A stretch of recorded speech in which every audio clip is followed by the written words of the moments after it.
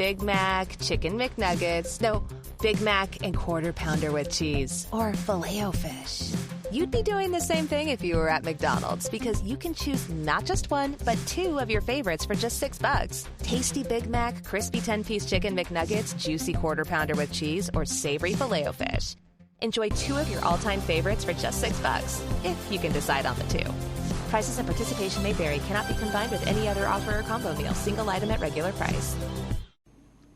लीजिए सुनिए प्रेमचंद की लिखी कहानी ज्योति। वाचन समीर गोस्वामी का है।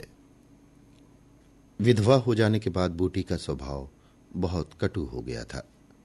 जब बहुत जी जलता तो अपने मृत पति को कोसती, आप तो सिधार गए, मेरे लिए जंजाल छोड़ गए।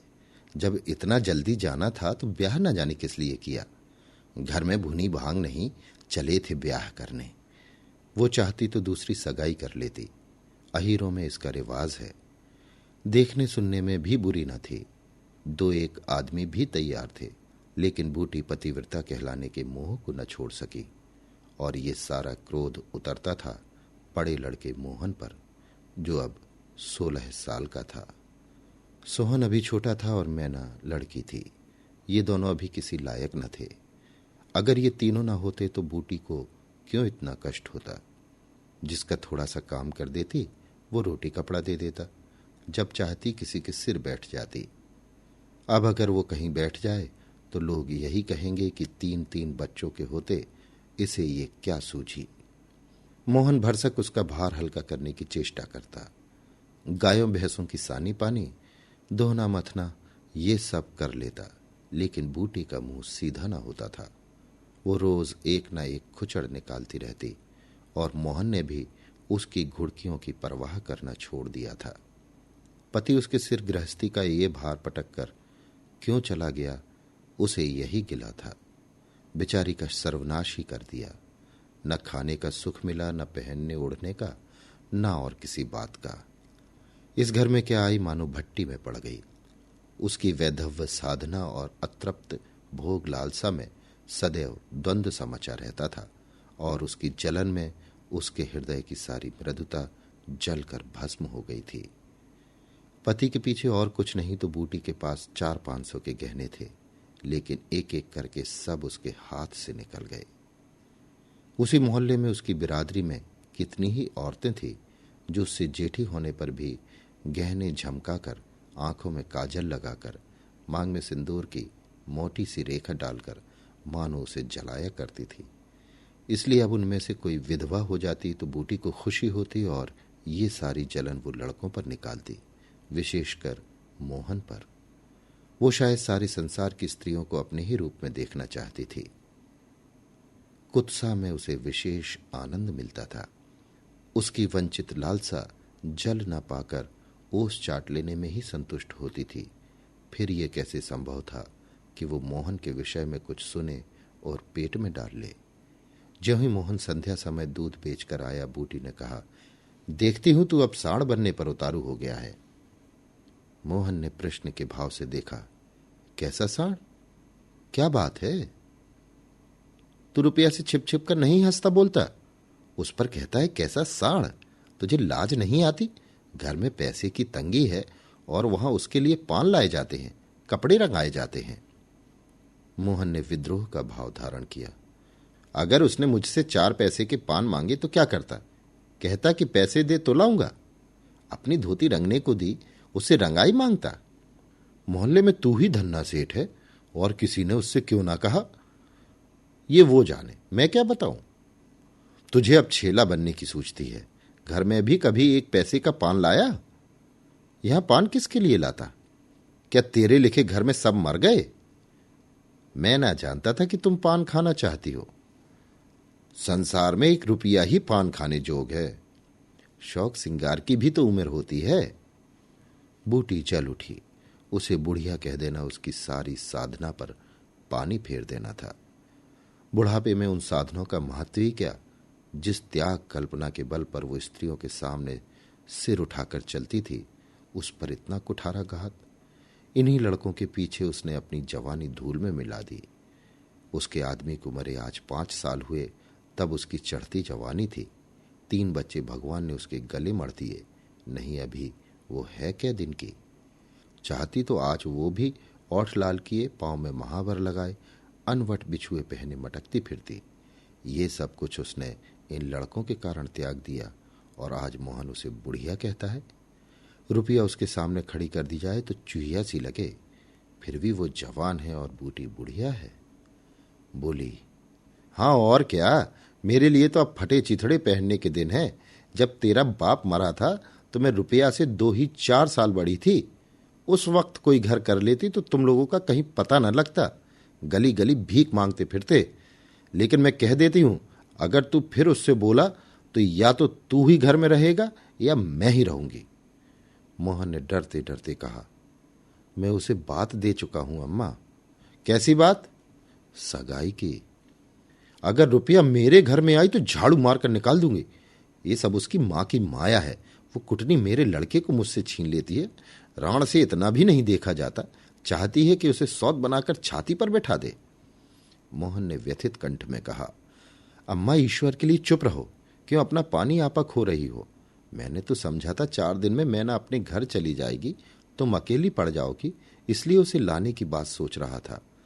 अगर तुम्हें बुरा लगता है तो जाने दो। तू आज से यहीं आंगन में सोया कर और गाय भैंसे बाहर पड़ी रहेंगे। पड़ी रहने दे, कोई डाका नहीं पड़ा जाता। मुझ पर तुझे इतना संदेह है? हाँ, तो मैं यहां न सोऊंगा। तो निकल जा घर से। हाँ, तेरी यही इच्छा है तो निकल जाऊंगा। मैना ने भोजन पकाया। मोहन ने कहा, मुझे भूख नहीं है। बूटी उसे मनाने न आई। मोहन का युवक हृदय माता के इस कठोर शासन को किसी तरह स्वीकार नहीं कर सकता। उसका घर है, ले ले, अपने लिए वो कोई दूसरा ठिकाना ढूंढ लेगा। रुपया ने उसके रूखे जीवन में एक स्निग्धता भर ही दी थी। जब वो एक अव्यक्त कामना से चंचल हो रहा था, जीवन कुछ सूना सूना सा लगता था। रुपया ने नव वसंत की भांति आकर उसे पल्लवित कर दिया। मोहन को जीवन में एक मीठा स्वाद मिलने लगा। कोई काम करना होता पर ध्यान रुपया की ओर लगा रहता। सोचता उसे क्या दे दे कि वो प्रसन्न हो जाए। अब वो कौन मुंह लेकर उसके पास जाए? क्या उससे कहे कि अम्मा ने मुझे तुझसे मिलने को मना किया है? अभी कल ही तो बरगद के नीचे दोनों में कैसी कैसी बातें हुई थी। मोहन ने कहा था, रूपा तुम इतनी सुंदर हो, तुम्हारे 100 गाहक निकल आएंगे। मेरे घर में तुम्हारे लिए क्या रखा है? इस पर रुपया ने जो जवाब दिया वो तो संगीत की तरह अब भी उसके प्राण में बसा हुआ था। मैं तो तुमको चाहती हूं मोहन, अकेले तुमको।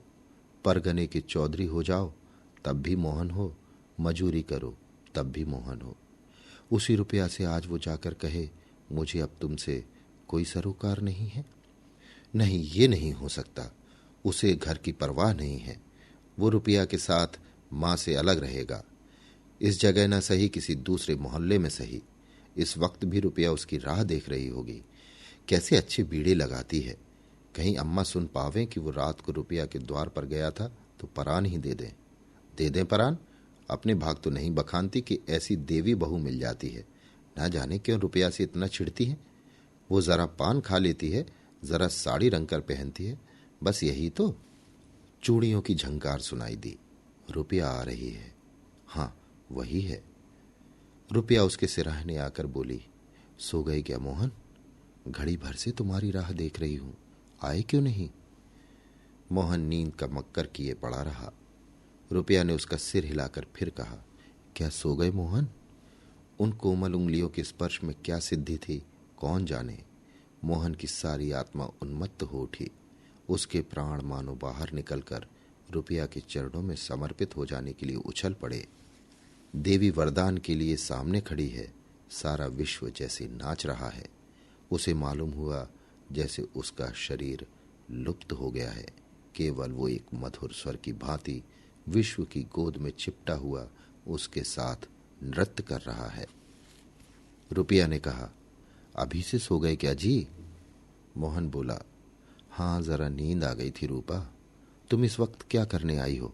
कहीं अम्मा देख लें तो मुझे मार ही डाले। तुम आज आए क्यों नहीं? आज अम्मा से लड़ाई हो गई। क्या कहती थी? कहती थी रुपया से बोलेगा तो मैं परान दे दूंगी। तुमने पूछा नहीं रुपया से क्यों चिढ़ती हो? अब उनकी बात क्या कहूं रूपा, वो किसी का खाना पहनना नहीं देख सकती। अब मुझे तुमसे दूर रहना पड़ेगा। मेरा तो जीना मानेगा। ऐसी बात करोगी तो मैं तुम्हें लेकर भाग जाऊंगा। तुम मेरे पास एक बार रोज आया करो बस, और मैं कुछ नहीं चाहती। और अम्मा जो बिगड़ेंगी तो मैं समझ गई तुम मुझे प्यार नहीं करते। मेरा बस होता तो तुमको अपने परान में रख लेता।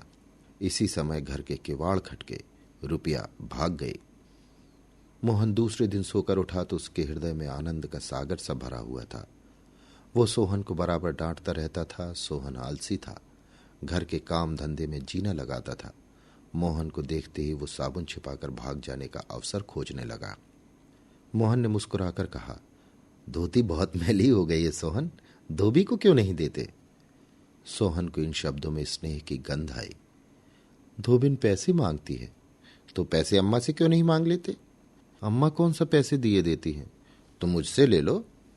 ये कहकर उसने एक इकन्नी उसकी ओर फेंक दी। सोहन प्रसन्न हो गया। भाई और माता दोनों ही उसे धिक्कारते रहते थे। बहुत दिनों बाद आज उसे स्नेह की मधुरता का स्वाद मिला। इकन्नी उठा ली और धोती को वहीं छोड़कर गाय को खोलकर ले चला। मोहन ने कहा, रहने दो, मैं इसे लिए जाता हूं। सोहन ने पगहिया मोहन को देकर फिर पूछा, तुम्हारे लिए चिलम रख लाऊं? जीवन में आज पहली बार सोहन ने भाई के प्रति ऐसा सद्भाव प्रकट किया। इसमें क्या रहस्य है ये मोहन की समझ में नहीं आया। बोला, आग हो तो रखाओ। मैना सिर के बाल खोले आंगन में बैठी घरौंदा बना रही थी। मोहन को देखते ही उसने घरौंदा बिगाड़ दिया और आंचल से बाल छिपाकर रसोई घर में बर्तन उठाने चली। मोहन ने पूछा, क्या खेल रही थी मैना? मैना डरी हुई बोली, कुछ तो नहीं। तू तो बहुत अच्छे घरौंदे बनाती है, जरा बना देखूं। मैना का रुआं सा चेहरा खिल उठा। प्रेम के शब्द में कितना जादू है। मुंह से निकलते ही जैसे सुगंध फैल गई। जिसने सुना उसका हृदय खिल उठा। जहां भय था वहां विश्वास चमक उठा। जहां कटुता थी वहां अपनापन छलक पड़ा। चारों ओर चेतनता दौड़ गई। कहीं आलस्य नहीं, कहीं खिन्नता नहीं। मोहन का हृदय आज प्रेम से भरा हुआ है। उसमें सुगंध का विकर्षण हो रहा है। मैना घरौंदे बनाने बैठ गई। मोहन ने उसके उलझे हुए बालों को सुलझाते हुए कहा, तेरी गुड़िया का ब्याह कब होगा मैना? नेवता दे, कुछ मिठाई खाने को मिले। मैना का मन आकाश में उड़ने लगा। जब भैया पानी मांगे तो वो लोटे को राख से खूब चमाचम करके पानी ले जाएगी। अम्मा पैसे नहीं देती। गुड्डा तो ठीक हो गया है, टीका कैसे भेजूं? कितने पैसे लेगी? 1 पैसे के बतासे लूंगी और 1 पैसे का रंग। जोड़े तो रंगे जाएंगे कि नहीं? तो 2 पैसे में तेरा काम चल जाएगा। हाँ, 2 पैसे दे दो भैया तो मेरी गुड़िया का ब्याह धूमधाम से हो जाए। मोहन ने 2 पैसे हाथ में लेकर मैना को दिखाए। मैना लपकी। मोहन ने हाथ ऊपर उठाया। मैना ने हाथ पकड़कर नीचे खींचना शुरू किया। मोहन ने उसे गोद में उठा लिया। मैना ने पैसे ले लिए और नीचे उतरकर नाचने लगी। फिर अपनी सहेलियों को विवाह का न्योता देने के लिए भागी। उसी वक्त बूटी गोबर का झावा लिए आ पहुंची। मोहन को खड़े देखकर कठोर स्वर में बोली, अभी तक मटर गश्ती हो रही है, भैंस कब दुही जाएगी? आज बूटी को मोहन ने विद्रोह भरा जवाब न दिया। जैसे उसके मन में माधुर्य का कोई सोता सा खुल गया हो। माता को गोबर का बोझ लिए देखकर उसने झावा उसके सिर से उतार लिया। बूटी ने कहा, रहने दे, जाकर भैंस दो, मैं तो गोबर लिए जाती हूं। तुम इतना भारी बोझ क्यों उठा लेती हो? मुझे क्यों नहीं बुला लेती? माता का हृदय वात्सल्य से गदगद हो उठा। तू जा अपना काम देख, मेरे पीछे क्यों पड़ा रहता है? गोबर निकालने का काम मेरा है, और दूध कौन दुहेगा? वो भी मैं करूंगा। तू इतना बड़ा जोधा है कि सारे काम कर लेगा। जितना कहता हूं उतना कर लूंगा। तो मैं क्या करूंगी? तुम लड़कों से काम लो जो तुम्हारा धर्म है। मेरी सुनता है कोई? आज मोहन बाजार से दूध पहुंचाकर लौटा तो पान, कत्था, सुपारी, एक छोटा सा पानदान और थोड़ी सी मिठाई लाया। बूटी बिगड़कर बोली, आज पैसे कहीं फालतू मिल गए थे क्या? इस तरह उड़ावेगा तो कै दिन निबाह होगा? मैंने तो 1 पैसा भी नहीं उड़ाया अम्मा। पहले मैं समझता था तुम पान खाती ही नहीं, तो अब मैं पान खाऊंगी। हाँ और क्या, जिसके 2 जवान बेटे हों क्या वो इतना शौक भी ना करे? बूटी के सूखे कठोर हृदय में कहीं से कुछ हरियाली निकल आई। एक नन्ही सी कौपल थी, उसके अंदर कितना रस था। उसने मैना और सोहन को एक एक मिठाई दे दी और एक मोहन को देने लगी। मिठाई तो लड़कों के लिए लाया था अम्मा, और तू बूढ़ा हो गया क्यों? इन लड़कों के सामने तो बूढ़ा ही हूं, लेकिन मेरे सामने तो लड़का ही है। मोहन ने मिठाई ले ली। मैना ने मिठाई पाते ही गप से मुंह में डाल ली। वो केवल मिठाई का स्वाद जीभ पर छोड़कर कब की गायब हो चुकी थी। मोहन को ललचाई आंखों से देखने लगी। मोहन ने आधा लड्डू तोड़कर मैना को दे दिया। एक मिठाई दौने में बची थी। बूटी ने उसे मोहन की तरफ बढ़ाकर कहा, लाया भी तो इतनी सी मिठाई, ये ले ले। मोहन ने आधी मिठाई मुंह में डालकर कहा, वो तुम्हारा हिस्सा है अम्मा। बूटी ने कहा, तुम्हें खाते देखकर मुझे जो आनंद मिलता है उसमें मिठास से ज्यादा स्वाद है। उसने आधी मिठाई सोहन और आधी मोहन को दे दी, फिर पानदान खोलकर देखने लगी। आज जीवन में पहली बार उसे ये सौभाग्य प्राप्त हुआ। धन्य भाग की पति के राज में जिस विभूति के लिए तरसती रही, वो लड़के के राज में मिली। पानदान में कई कुलियां हैं और देखो, दो छोटी छोटी चिमचियां भी हैं। ऊपर कड़ा लगा हुआ है, जहां चाहो लटका कर ले जाओ। ऊपर की तश्तरी में पान रखे जाएंगे। जो ही मोहन बाहर चला गया, उसने पानदान को मांज धोकर उसमें चूना कत्था भरा, सुपारी काटी, पान को भिगोकर तश्तरी में रखा, तब एक बीड़ा लगाकर खाया। उस बीड़े के रस ने जैसे उसके वैधव्य की कटुता को स्निग्ध कर दिया। मन की प्रसन्नता व्यवहार में उदारता बन जाती है। अब वो घर में नहीं बैठ सकती। उसका मन इतना गहरा नहीं कि इतनी बड़ी विभूति उसमें जाकर गुम हो जाए। एक पुराना आईना पड़ा हुआ था। उसने उसमें मुंह देखा। ओठों पर लाली है। मुंह लाल करने के लिए उसने थोड़ी ही पान खाया है।